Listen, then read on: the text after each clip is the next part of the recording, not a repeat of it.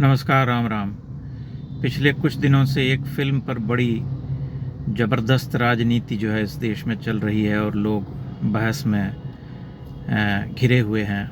जिस फिल्म का नाम है सतलुज।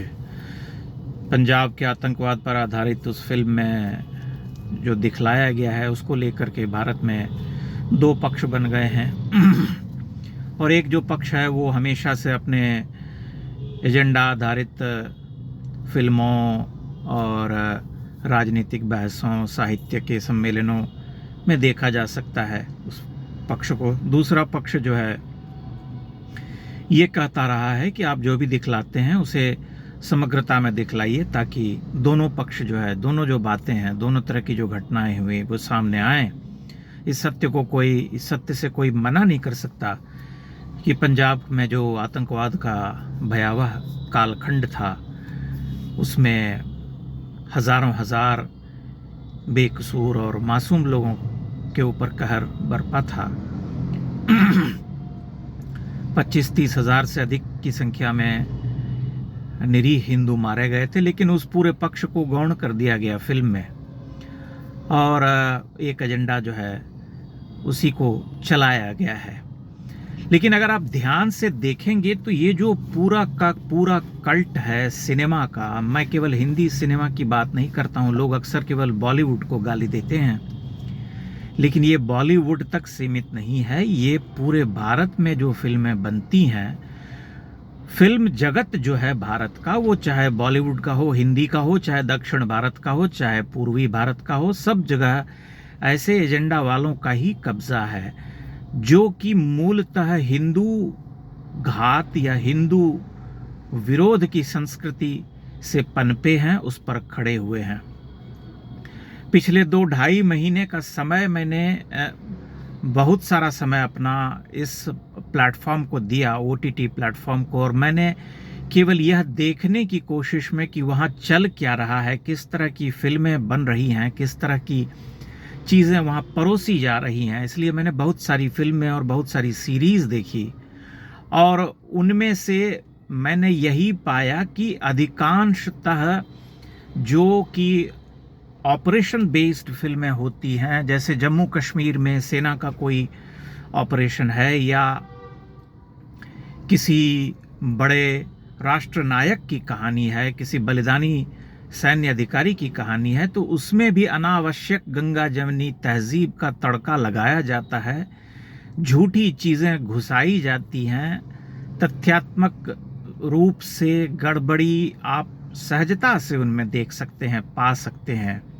फिर आप ये प्रश्न जो है सहज रूप से आपके मन में ये उठता है कि भला इसकी क्या आवश्यकता थी।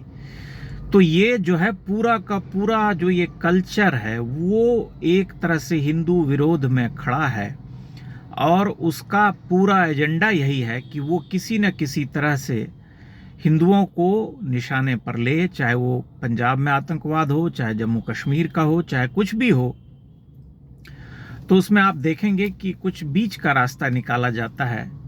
जो उसका क्रूर और अमानवीय चेहरा है, जो पक्ष है, उसके साथ घालमेल करके, गड़बड़ करके जो है पूरी तरह से पूरे सत्य को नकार दिया जाता है। जैसे आप आश्चर्य से भर उठेंगे कि गुजरात में अक्षरधाम मंदिर पर जो हमला हुआ था 2002 में, जिसमें 32-33 श्रद्धालुओं की मृत्यु हो गई थी और 80 से ऊपर लोग घायल हुए थे, उस पर एक फिल्म बनी है ऑपरेशन अक्षरधाम वज्र, पता नहीं नाम भूल रहा हूँ, ऑपरेशन अक्षरधाम के नाम से। अक्षय खन्ना है उसमें मेन रोल में। तो उस कमांडो ऑपरेशन में ये दिखलाया गया है कि जब आतंकवादी मंदिर में घुसे हुए हैं, लोगों को बंधक बना लिया है, तब वहाँ पर एक मजहब विशेष का कर्मचारी काम करता है, भाईजान, और वह आतंकवादियों से बात करता है, इंसानियत समझाता है, उसे ये बताता है कि अल्लाह और ईश्वर में कोई अंतर नहीं है। और उसी मंदिर में एक हिंदू है जिसका बेटा आतंकवादियों की गिरफ्त में है, तो उस हिंदू को गद्दार दिखाया गया है कि वह बेटे को बचाने के लिए आतंकवादियों को चुपचाप फ़ोन करके कमांडो मूवमेंट्स की जानकारी देता है। और फिल्म के निर्माताओं ने यह आश्वस्त किया है कि उसे गद्दार शब्द से संबोधित किया जाए कि तूने गद्दारी की है। ये कितना महीन एजेंडा है।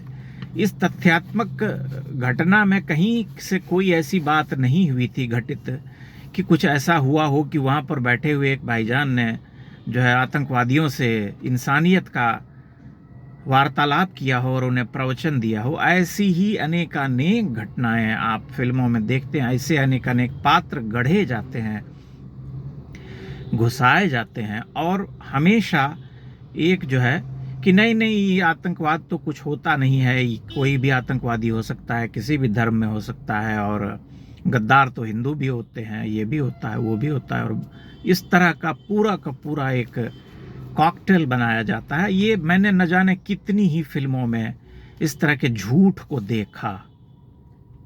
इसलिए आप इस तथ्य को समझ लीजिए कि जैसे ही इस तरह की फिल्में बनती हैं तो बॉलीवुड पर कोई ना कोई ऐसा तंत्र है जो इनको कंट्रोल करता है, नियंत्रित करता है, और उससे परे जा करके ये कुछ सोच विचार नहीं सकते।